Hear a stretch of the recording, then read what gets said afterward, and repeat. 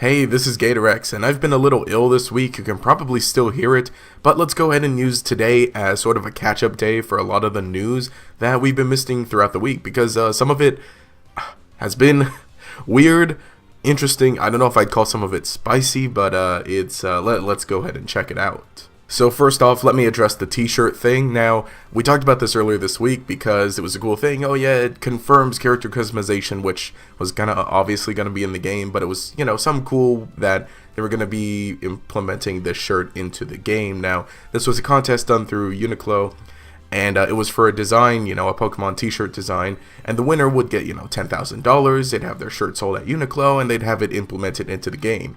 However, cut to today, this happened recently, and it says that the grand prize winner is disqualified, and you can see here, grand prize not applicable. What happened is he didn't follow the rules. The rules stated that this had to be a unique design for the contest. It couldn't be something that you had sold previously, and that's what this person had done, so disqualified. Now, the $10,000 isn't going to any of the runner-ups. His shirt's just straight up removed from the website. The other, top 3 people are getting their designs sold at the store still, from what I know. However, no one's getting the $10,000, and as far as whether the shirt's going to stay in the game, I have no idea.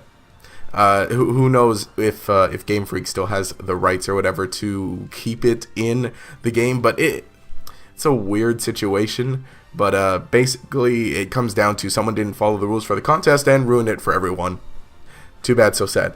And it's a real shame because that was a cool looking shirt. And but I mean, if I don't know if they'll straight up rip it out of the game if somehow it's not available in the game, but it's still in the game, and you can access it through manipulating the game. That's gonna be pretty funny. But speaking of Game Freak, let's go ahead and talk about their other project, Town. Now, with some people at Game Freak, and they had said that they're not prioritizing Pokemon, and quote unquote, that was the headline going around, right? And that can seem a little weird and scary or whatever, but I read the interview, and basically what he's saying is that they have 2 teams, right? And one team is working on Gear Project, which Gear Project is, basically other IPs in Game Freak, and then team 2 is working on Pokemon. And, that's something kind of, I guess, typical. That's kind of what they've done. From what we know about Let's Go Pikachu and Eevee, it was teams split up here and there for Let's Go and then Sword and Shield, and that's what I assume is going here. A team is working on Town, team's working on Sword and Shield, which obviously, you gotta split things up like that. But in the sense that they're not prioritizing it, I definitely think, okay, obviously Pokemon is the biggest franchise for Game Freak and one of the biggest franchises in the world, so obviously they're prioritizing it to a degree in that it's got to get done. But the fact that they're also working on some other things is pretty interesting. Now, one thing specifically said in the interview is that it allows them to come back to Pokemon refreshed, right?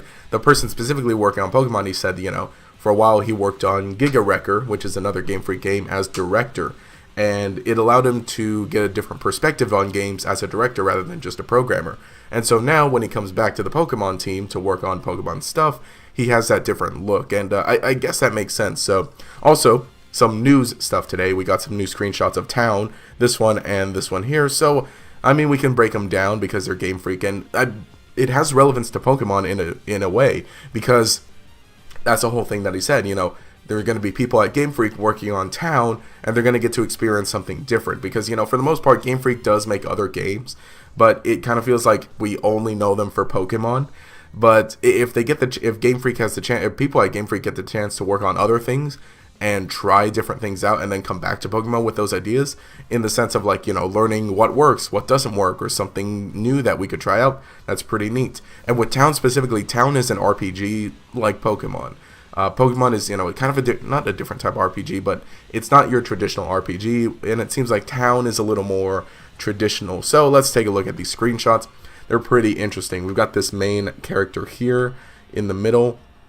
This, it seems like, is what the battle screen is going to be like. We've got the HP of the monster here. Let me move myself around here. That's a decent spot. So it almost seems like there are going to be waves, and that's what I was covering up there, right? It seems like there are going to be waves of some sort. Interesting, interesting. Of course, the battle screen here, HP, both HP at 30, so that's kind of the range of it. This down here, where it says the R moving around, it's interesting. Again, I can't read it, and I don't know what a lot of these screenshots are specifically meaning, but I mean they look cool, definitely. This one is different as opposed to the other one, obviously. Seems like a different view, almost like a different type of monster. I wonder if battle is going to be different for each monster. Interesting. But for the most part, I mean, it looks pretty cool. It does look from what I've seen of Dragon Quest, it kind of does look like a little similar to Dragon Quest in a way, I guess. Or, you know, your kind of RPG like that. It looks good, definitely. And with Sword and Shield's graphics look, you know, so much better than any Pokemon game. You know, Sword and Shield looks better than this game, I'll go ahead and say it. But with E3 coming up also, it might be neat to see a little more information on Town and some more information on Pokemon. I was wrong. Well, I guess I attempted to predict a trailer for this week for Pokemon, which we did not get. I said it was likely. I said I hoped we get a trailer this week. Then I think our likelihood of getting a trailer next week isn't very high.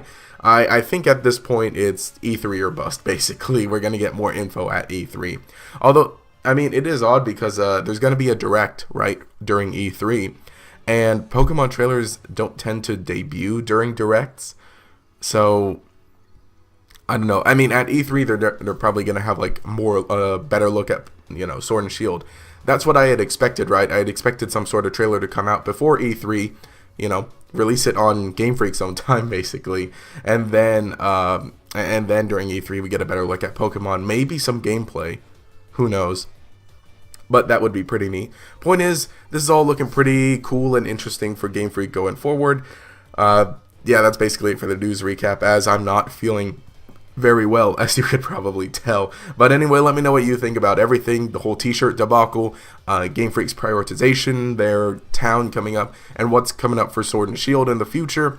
There's a lot of cool things we could talk about. If you enjoyed the content, that'd be great if you could continue to check out some of my other stuff that I'm working on. I've got GatorX Plays, which I do my gameplay stuff, and I got my podcast going on. I also got my other anime channel, which I'm working on a little more. That'll all be linked in the description, iCards at the top.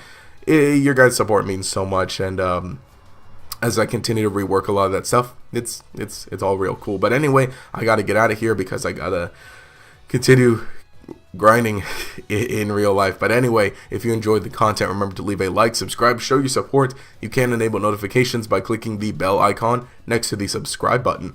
This will make sure you see each new video as it comes out, and will make you a member of the Chingling Squad. Anyway, this has been GatorX. Have a nice day.